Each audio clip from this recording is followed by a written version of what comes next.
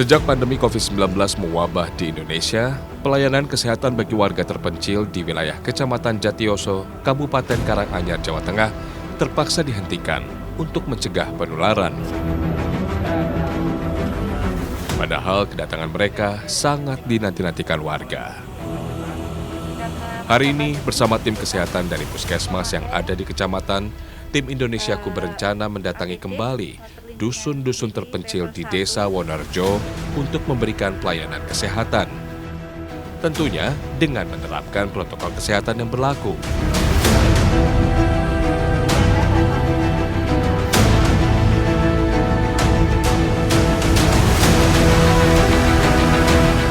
Saya sama teman-teman dari Puskesmas Kecamatan Jatiyoso dibantu sama Mas Sukadi juga nanti akan keliling ke dusun-dusun di Desa Wonorejo. Ini desa yang paling ujung di timur perbatasan antara Jawa Tengah dan Jawa Timur. Karena letaknya jauh sekali dari kota, jadi petugas puskesmasnya juga harus masuk ke dusun-dusun gitu. Nanti kita akan lihat apa sih penyakit yang diderita oleh lansia di sini karena kebanyakan adalah lansia dan anak-anak yang tinggal di desa. Ya Mas, sudah siap? Siap. Ya. Desa Wonorejo sebenarnya hanya berjarak 7,5 km saja dari Kecamatan Jatiyoso. Terbilang dekat.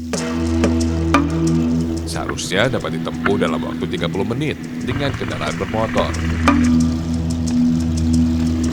Sayangnya, akses jalannya masih terbatas. Apalagi posisinya ada di sekitar lereng Gunung Lawu yang berbukit-bukit.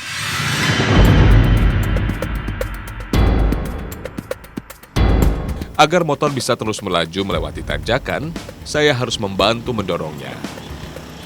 Medannya lumayan terjal. Tak terbayangkan jika tiba-tiba saja turun hujan. Pastinya sangat berbahaya karena posisi jalan ada di antara tebing dan jurang.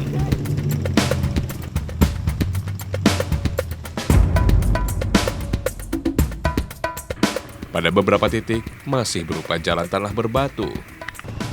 Pastinya menjadi becek dan licin jika terguyur hujan.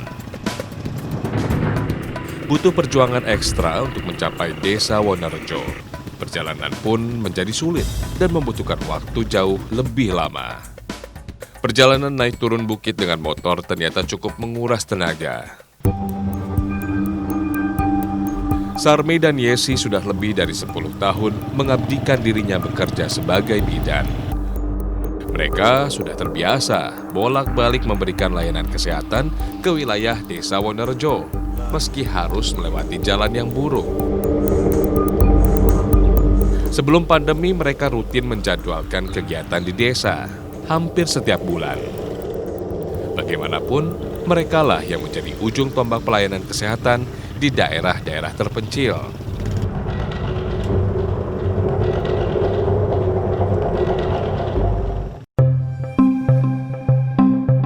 Akhirnya, setelah berkendara hampir 1 jam, kami tiba di Desa Wonorejo. Tak mau menyia-nyiakan waktu lebih lama, tim kesehatan langsung saja mendatangi rumah para lansia yang membutuhkan pelayanan medis.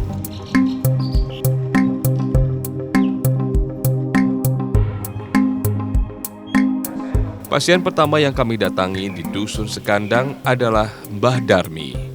Nenek berusia 77 tahun yang tinggal seorang diri. Mbah Darmi memiliki riwayat penyakit hipertensi. Ia bahkan sempat jatuh di kamar mandi dan mengalami stroke.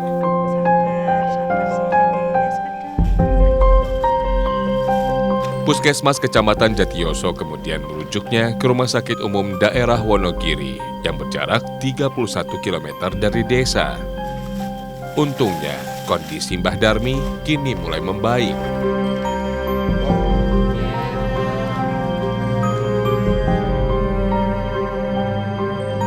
Pasien berikutnya di Dusun Sekandang adalah Mbah Jiem yang berusia 60 tahun. Biasanya, ia menjadi pasien tetap dari posyandu lansia saat tim puskesmas masuk ke dalam desa.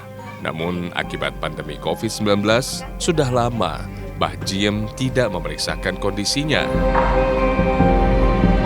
Sama seperti Mbah Darmi, Mbah Jiem juga mengidap hipertensi. Untuk mengobati sakitnya, Mbah Jiem harus meminum obat secara rutin. Jika tim kesehatan datang ke dusun, Mbah Jiem mendapat obat untuk mengobati sakitnya. Sebenarnya bisa saja Mbah Jiem berobat ke puskesmas yang ada di kecamatan. Sayangnya, tak ada yang bisa mengantar karena keluarga Mbah Jiem banyak yang pergi merantau. Mungkin makanan bisa jadi, terus faktor mungkin kurang istirahat. Karena di sini lansia, kebanyakan di sini kan yang di rumah lansia. Kalau usia produktif, kebanyakan merantau. Dan lansianya juga bekerja sini. Lansianya bekerja. Dan kalau di sini kan medannya seperti ini, naik turun gunung. Kalau lansia di sini kan di rumah juga melihara sapi, kambing seperti itu. Kan harus cari rumput sampai ke lereng-lereng. Nah, di usia yang sudah harus istirahat itu justru masih kerja masih itu, Mbak? bekerja. Selain itu juga masih momong cucu, karena cucunya kan biasanya ditinggal sama orang tuanya.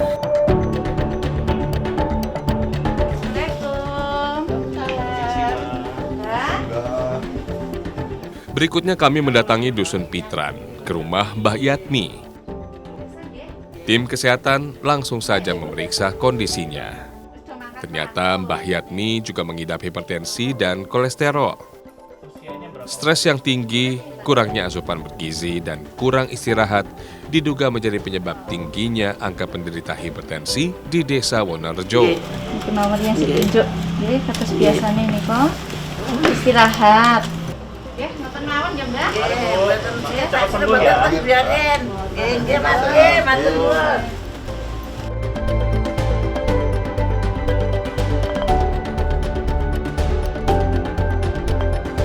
Usai memeriksa Mbah Yatmi, kami kemudian menuju rumah Mbah Winih di Dusun Genengan.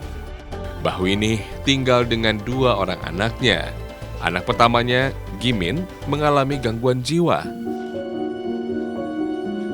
Gimin sudah 3 kali menikah. Ia mengalami depresi karena pernikahannya selalu berakhir dengan perceraian. Gimin kemudian menutup diri. Ia tak mau lagi keluar dari rumah.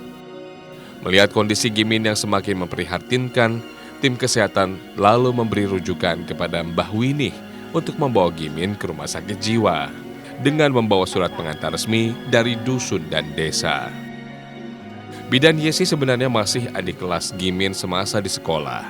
Ia berusaha membujuk Gimin agar mau mandi dan memotong kukunya. Sayangnya, Gimin menolak dan memilih kabur masuk ke dalam rumah. Menangani orang yang mengalami gangguan jiwa memang tidak mudah. Untuk itulah tim kesehatan merujuk Gimin untuk dibawa ke rumah sakit jiwa. Total sudah ada 2 orang warga Desa Wonorejo yang mendapatkan perawatan di rumah sakit jiwa. Sementara 2 orang lainnya melakukan rawat jalan. Ibunya kan single parent ya, sendiri. Terus ya secara ekonomi seperti ini. Dulu adiknya itu waktu neneknya meninggal itu sampai down juga. Terus sama Pak Kadus dibawa berobat ke rumah sakit. Alhamdulillah sekarang sudah normal.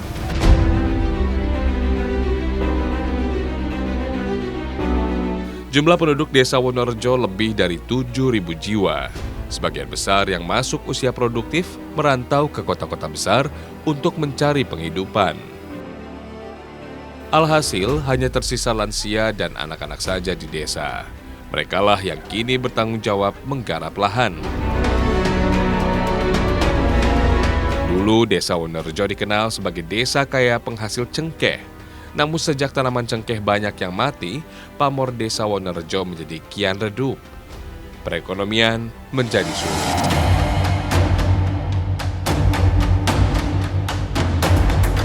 Untuk bertahan hidup, mau tak mau para lansia seperti Mbah Winih harus terus bekerja di kebun, hampir setiap hari. Letak kebun milik Mbah Winih cukup jauh dari rumah, berada di atas bukit di lereng Gunung Lawu, di ketinggian 1.500 meter di atas permukaan laut. Untuk mencapainya tentu tidak mudah.